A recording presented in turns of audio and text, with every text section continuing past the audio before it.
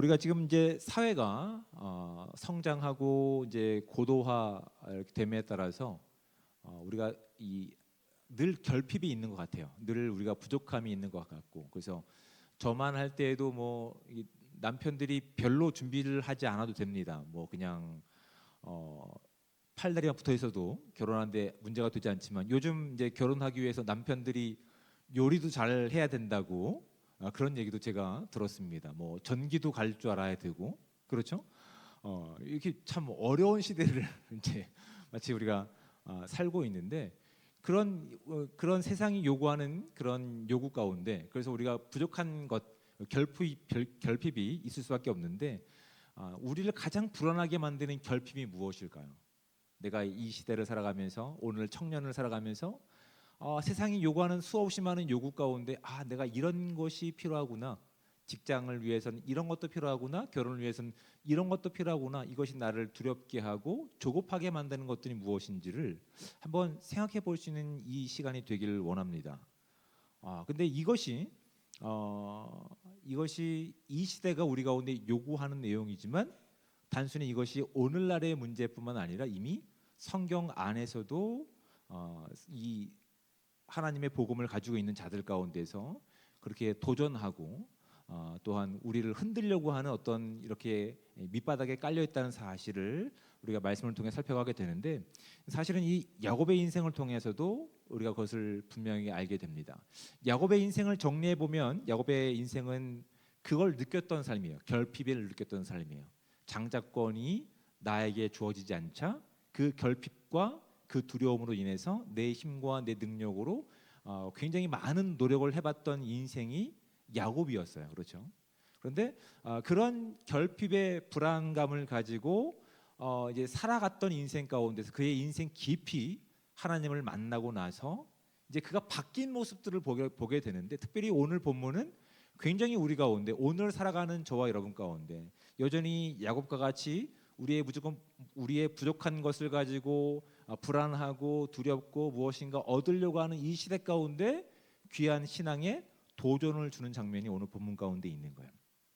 지금 야곱은 나이가 꽤 많습니다. 그렇죠? 성경 말씀 가운데 보면 야곱의 나이가 몇 살입니까?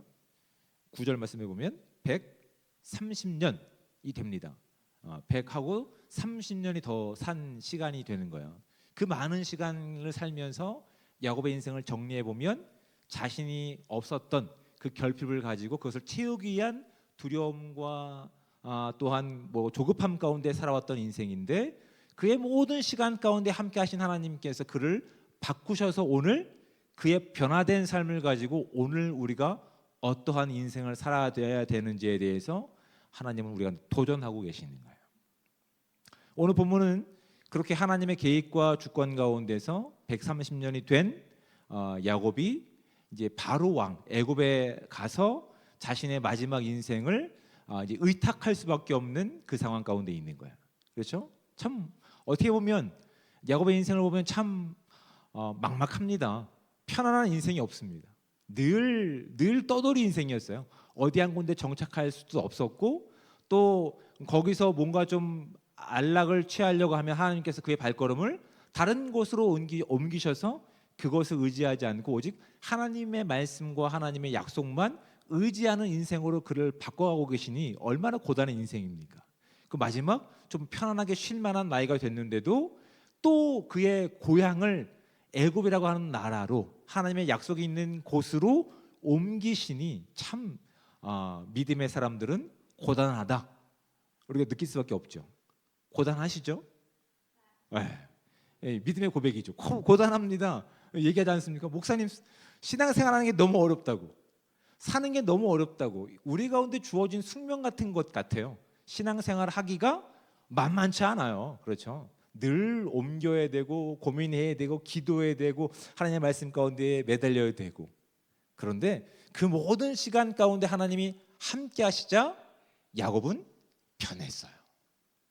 그 변한 모습이 오늘 본문 가운데 굉장히 깊이 드러나고 있는데, 오늘 47장에 보면 본문이 두 가지로 나눌 수 있습니다. 이렇게 이제 바로 왕, 이제 이 바로 왕을 만나는 자리 가운데서 요셉의 요구대로 형제 중에 5명만 먼저 선별을 해서 바로 왕을 만나게 하고 그 뒤에 이제 아버지 야곱이 바로 왕을 만나는 장면으로 이 본문이 구성되어 있습니다. 그런데 2절부터 이제 그의 형들 중 5명을 택하여 바로에게 보이니라고 되어 있습니다. 적어도 이제 지금 야곱의 집안은 어떻게 해야 되냐면 이 애굽의 바로 왕에게 은혜를 구해야 되는 상황 가운데 있어요. 우리가 좀 하나님의 약속이 우리 가운데 여기 있지만 당신이 허락해줘야 여길 수 있으니까 우리를 좀 잘 봐달라고 하는 마음이 있죠. 그래서 형들은 바로 왕에게 갔을 때 3절 말씀 중반에 보면 이렇게 됩니다. 바로에게 대답하되 종들은 목자이온데라고 얘기합니다. 또 4절 말씀을 보십시오. 종들이 이곳에 거류하고자 왔사오니 원하건대 종들로 고센 땅에 살게 하소서라고 하면서 스스로를 어떻게 얘기합니까? 종으로 얘기하고 있어요. 당신은 왕이고 우리는 당신의 말에 순종할 수밖에 없는 종입니다. 그러니 우리에게 은혜를 베풀어 주십시오라고 하는 것이 요셉의 형제들이 바로 왕에게 이야기했던 부분들이에요. 자, 근데 그 다음엔 이제 아버지 야곱이 바로 왕을 만나는 장면이 이렇게 이제 등장합니다. 7절 말씀. 요셉이 자기 아버지 야곱을 인도하여 바로 앞에 서게 하니 야곱이 바로에게 축복하매라고 되어 있습니다. 이상한 거 발견하셨습니까? 뭐가 이상하죠? 그렇죠. 지금 형제들은 어떻게 했어요? 바로 왕에게, 그 주권자에게 우리를 좀 불쌍히 여기셔서 우리에게 은혜를 좀 베풀어 주십시오라고 얘기한다고요. 그렇죠? 그러면 야곱도 어떤 위치에 있는 거예요? 야곱도 바로 왕에게 좀 은혜를 입어야 되는 상황 가운데 있잖아요. 그러면 우리를 잘 봐주셔서 우리가 당신들에게 피해를 끼치지 않으니까 좀 은혜를 베푸십시오라고 얘기해야 문맥상 어울리는 내용이라고요. 근데 지금 야곱은 어떻게 하고 있어요? 그 큰 나라죠. 애굽의 왕 바로에게 어떻게 했다고 성경은 기록하고 있습니까? 축복하매라고 되어 있어요.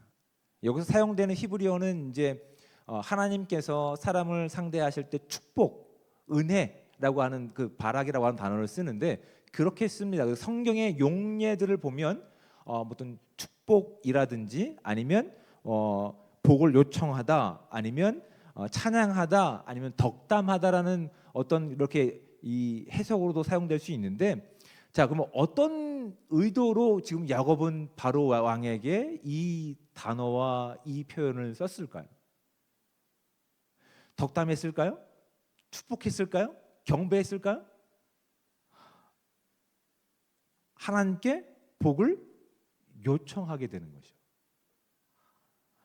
지금 야곱은 오히려 지금 바로 왕에게 나에게 은혜를 베풀어 주십시오라고 간절히 매달리기도 지금 이상하지 않은 상황 가운데 있는데 오히려 당당하게 야곱은 130세가 되어서 자기가 의탁해야 되는 애굽 왕 바로에게 당신에게 하나님의 복이 있기를 축복합니다라고 축복하고 있는 거라고요.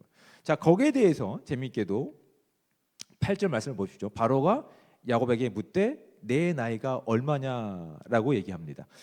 원어적으로 보면 당신이 살아왔던 날들은 얼마나 되었소라고 얘기하는 거예요. 당신은 얼마만큼 살았습니까? 이렇게 얘기하는 거예요. 자, 지금 이게 지금 문자적으로 문맥적으로 이해가 되는지를 한번 보십시오. 지금 야곱은 그 열국의 왕 바로에게 가서 당신에게 축복합니다 이렇게 얘기하는 거예요. 그럼 바로가 지금 어떻게 얘기하는 거예요? 바로 왕이 당신의 살아온 연수가 얼마나 됩니까? 좀 뭔가 연결이 부드럽습니까? 아닌 것 같죠? 지금 바로가 느끼기에 엉뚱한 거죠. 야, 이것 봐라. 지금 나한테 은혜를 지금 내 나라에 와서 나의 보호와 나의 그늘 가운데서 부탁해도 전혀 이상하지 않은 상황 가운데 나에게 축복한다고? 네가 나한테 축복을 구해야 되는 거 아니야? 라고 해야 되는 상황 가운데서 오히려 하나님의 약속과 하나님의 주권 가운데 있었던 이제 야곱은 이런 고백을 하고 있는 거예요. 내가 당신을 축복합니다. 그러니까 어이가 없는 거지. 바로 입장에서 야, 너 나이가 몇 살이야? 이렇게 되는 거예요. 우리 표현으로 너 나이가 몇 살이야? 그러니까 바로 야곱이 이렇게 얘기하는 거죠. 내 나그네 길의 세월이 130년입니다. 내 나이가 얼마 못 되니 우리 조상들이 걸었던 나그네 길의 연조에 미치지 못하나 내 인생을 돌이켜 보니까 험악한 인생을 살았습니다라고 이야기하고 있는 거예요. 어떤 뭐 이렇게 뭐 격식을 차리거나 잘 보이기 위해서 하는 것이 아니라 정말 복을 빌어줄 만한 그 사람이 복을 받을 만한 사람에게 허울과 가식 없이 내 인생을 살아보니 내가 당신을 이렇게 축복할 수 있어. 내가 살았던 그 믿음의 조상들의 반열을 생각해 보면 나는 한참 미치지 못하지만 그들 가운데 함께 하셨던 하나님께서 그들을 믿음의 조상으로 세우시고 나도 세워가시는 과정 가운데 내가 나에게 있는 것을 가지고 내가 당신을 축복할 수 있습니다 라고 지금 이야기하고 있는 거라고요. 잘 생각해 보십시오. 지금 야곱은 그의 수중에 무엇이 남아있을까요? 지금 130년이라고 되는 시간 가운데 70명에 되는 가족들 모두 이끌고 자신이 익숙했던 고향을 떠나서 새로운 땅 애굽으로 가고 있는 거예요. 도착했죠. 새로운 문화와 새로운 언어와 또 새로운 주권자 가운데서 우리에게 좀 은혜를 베풀어 달라고. 왜냐하면 그의 인생이 뭡니까? 늘 부족한 것을 채우기 위해서 두렵고 떨리는 마음으로 그렇게 살아왔던 인생이었는데 비로소 그의 모든 인생 가운데 함께했던 무엇이 있었기 때문에, 무엇이 기억났기 때문에, 하나님의 약속이 기억났기 때문에 그는 여기서 이렇게 바로왕을 축복하고 있는 거라고요. 그의 인생을 돌이켜 봅시다. 그가 지금 외모가 뛰어날까요? 130살 되어서 그는 지금 어떤 신체적인 약점을 가지고 있습니까? 하나님한테 한 대 얻어맞아서 불구의 몸, 장애를 가지고 있어요. 그리고 딸 디나는 겁탈당해서 참 민망한 일들을 그 가족사회 가운데 가지고 있어요. 또 루벤이라고 하는 장남은 자신의 권위에 도전해서 자신의 아내를 겁탈했던 그 모든 정말 뼈아픈 가족사가 그의 인생 가운데 다 있다고요. 외모도 별로 볼 거 없고 재력도 애굽 나라와 비교했을 때 볼 것 없고 어떤 스펙도 하나도 없습니다. 그런데 그의 인생 통틀어 살펴보니 나에게 무엇이 있는 거예요? 하나님의 약속이 있는 거예요.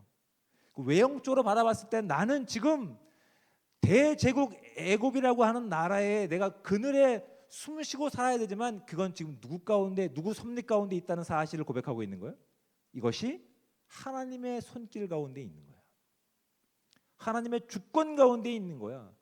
나를 구원할 존재는 당신이 아니야. 나를 오늘 이곳까지 이끌었던 하나님께 구원이 있는 거야. 그러니 나는 그걸 가지고 당신을 축복할 수 있는 거야 라고 지금 야곱은 그를 축복하고 있는 거라고요.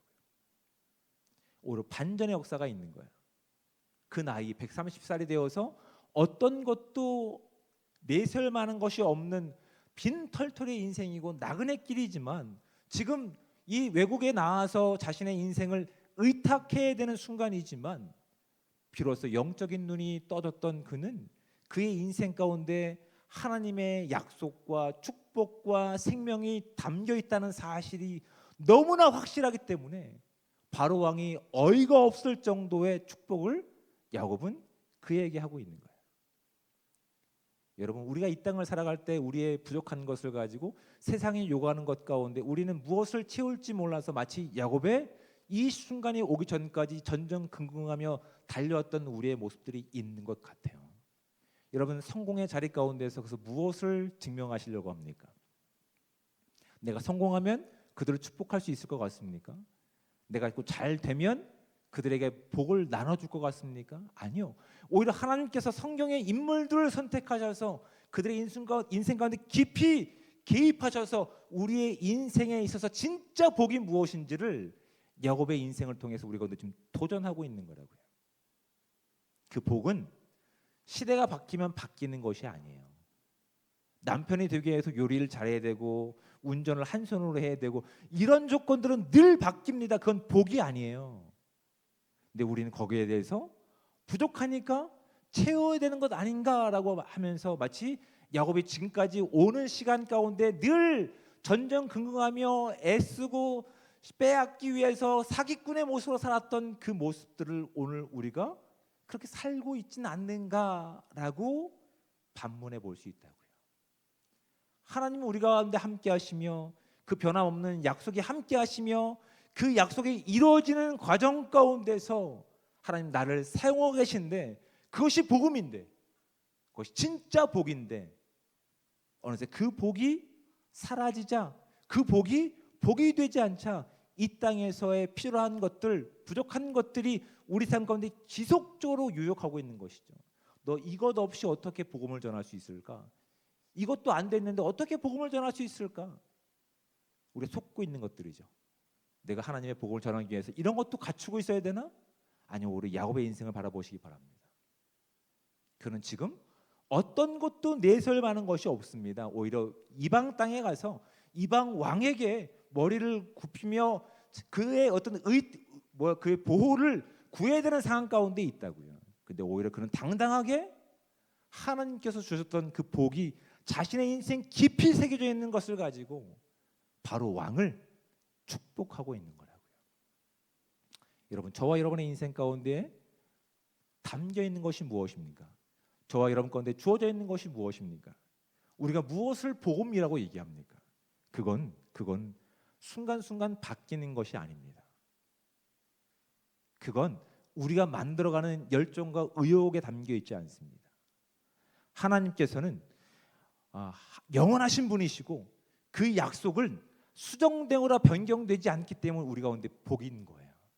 그 약속은 오늘 잠깐 있다가 사라지는 것이 아니라 영원히 함께할 하나님의 약속이기 때문에 그것이 우리 가운데 복이 되는 거라고요.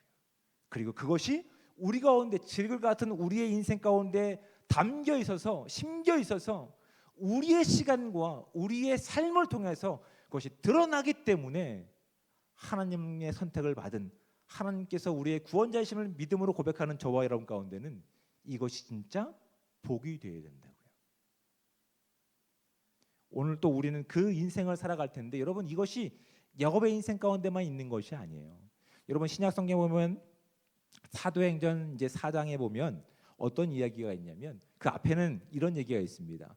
그 전에 사도였던 이제 베드로와 요한이 성전 미문으로 올라갈 때 누가 있는 거예요? 늘 궁핍함을 가지고 구걸하던 이렇게 이제 뭐 이렇게 안징병이라고 얘기하는 이렇게 장애를 가지고 있는 이 사람이 있었던 것이죠. 그 사람은 그 인생 가운데 결핍이 뭐라고 느꼈어요? 오늘 하루를 살아갈 일용할 양식을 구할 물질이었어요. 은과 금을 요구하고 있는 거예요. 베드로와 요한도 마찬가지 인생이었죠. 우리 가운데 이것이 필요하고 마치 이것이 우리 가운데 기쁨의 소식인 것 같이 믿었던 그들 가운데서 오히려 하나님의 영적인 눈이 띄어지고 영원한 약속이 그들 가운데 있다는 사실 가운데서 그것이 부활로 증명되는 것을 목격하고 나서 그가 이렇게 고백하죠. 네가 요구하는 은과 금은 나에게 없거니와 나에게 있는 것을 너에게 줄 것인데 그것이 뭐라고요? 나사렛 예수 그리스도의 이름이라고요. 저와 여러분 가운데 예수 그리스도의 이름이 있습니까? 그 부활의 능력이 있습니까? 그 구원자의 영광이 우리 가운데 있습니까? 그럼 우리가 두려워할 일이 없다고요. 그런데 세상이 어떻게 합니까? 그 소식을 들었던 그 당시 유대의 율법학자들과 대제사장들이 사도들을 불렀습니다. 그 인생에서 무엇을 제거하기 위해서? 복인 예수 그리스도의 이름을 지워버리기 위해서 불렀어요. 그 엄히 경고합니다. 야, 니네들이 뭘 해도 괜찮아. 근데 너희들의 인생 가운데서 예수 그리스도의 이름은 빼. 예수 그리스도의 이름은 빼. 근데 사도들이 어떻게 얘기합니까? 아니, 그것이 우리의 인생의 전부이기 때문에, 변함없는 하나님의 약속이기 때문에, 그것이 나의 생명이기 때문에 그럴 수 없다라고 얘기합니다. 그래서 그 대제사장들과 율법학자들이 어찌할 수 없는 거예요. 그들을 쫓아낼 수밖에 없는 거라고. 여러분, 사도들의 인생을 보십시오. 그들이 뭘 가진 것이 있습니까? 배운 것이 있습니까? 다른 사람보다 더 많은 스펙을 가지고 있습니까? 아무것도 없었어요. 근데 그 인생의 가운데는 무엇이 있었습니까? 영원하신 하나님의 복, 예수 그리스도가 그들과 함께하고 있다는 사실을 오늘 말씀을 통해서 우리 가운데 지금 도전하고 있는 거라고. 이 부분에 여러분 베드로전서 1장 3절부터 4절까지는 사도 바울이 이렇게 얘기합니다. 우리 주 예수 그리스도의 아버지 하나님을 찬송하리로다. 그의 많으신 긍휼대로 예수 그리스도를 죽은 자 가운데서 부활하게 하심으로 말미암아 우리를 거듭나게 하사 산 소망이 있게 하시며 썩지 않고 더럽지 않고 쇠하지 아니하는 유업을 있게 하시나니 곧 너희를 위하여 하늘에 간직하신 것이라. 아멘. 지금 저와 여러분의 인생 가운데 무엇이 있습니까? 무엇을 가지고 이 땅 가운데서 우리가 그리스도의 복음을 전하려고 하십니까? 우리의 인생이 마치 자충우돌했던 야곱의 130년 이전의 삶의 모습과 너무나 유사하지 않습니까? 그것이 어떤 것인지 알지 못하고 그것을 잃어버리는 것에 대해서 얻지 못하는 것에 대해서 불안함을 가지고 없는 것을 가지고 얻기 위해서 사기쳤던 인생들이 우리 가운데 있지는 않습니까? 어느새 우리 가운데 약속으로 주었던 예수 그리스도의 이름보다 그 구원보다 그 권세보다 다른 것을 자랑하려고 했던 모습들이 우리 가운데 있지는 않는지를 진지하게 고민해 보시기 바랍니다. 다시 한번 결단하는 이 시간이 되기 원합니다. 여러분, 복음은 우리가 만들어가는 스펙이 아닙니다. 우리의 외형이 아닙니다. 우리의 지식이 아닙니다. 우리를 증명하는 것이 아닙니다. 오늘 저와 여러분을 이 자리에 세우셔서 우리를 예배를 받기를 원하시는 하나님의 주권, 예수 그리스도의 부활의 능력, 그 소망이 저와 여러분 가운데 있다는 사실을 잊지 않는 복된 삶 되시기를 주님으로 축복을 드립니다. 비로소 야곱은 130세가 되어서 그의 험한 인생을 살아보니 그가 여겼던 거짓된 복음이 아니라 진짜 예수 그리스도의 복음만이 변함없이 영원하고 변경되지 않고 나의 시간과 나의 인생을 통해서 지금 진행되고 있구나. 이 기쁨의 감격 가운데서 그 열국의 왕을 축복했던 인생이 저와 여러분 가운데 함께 하시기를 주님의 축복을 드립니다. 주눅들지 마시고 담대하게 우리 안에 있는 영원히 변함없는 복음을 선포하며 나갈 수 있는 저와 여러분의 인생 되시기를 주님의 축복을 드립니다. 아멘. 자, 함께 다 나오셔서 우리가 결단의 찬양을 하시고 기도하도록 하겠습니다.